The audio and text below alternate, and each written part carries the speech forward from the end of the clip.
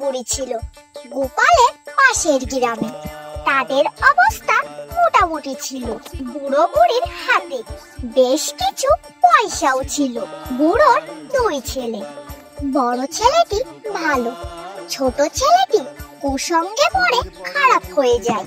একদিন টাকার লোভে ছোট ছেলে বুড়ো বুড়ি দুজনকে খুন করে টাকা পয়সা হস্তগত করে পালিয়ে যায়।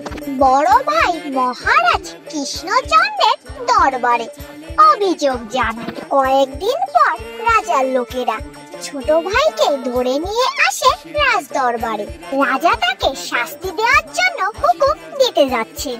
এমন সময় একজন সভাসদ বলে উঠলেন, মহারাজ, গুরুতর অপরাধে অপরাধী হলেও এই বালক বর্তমানে পিতৃমাতৃহীন, একে ক্ষমা করা হোক।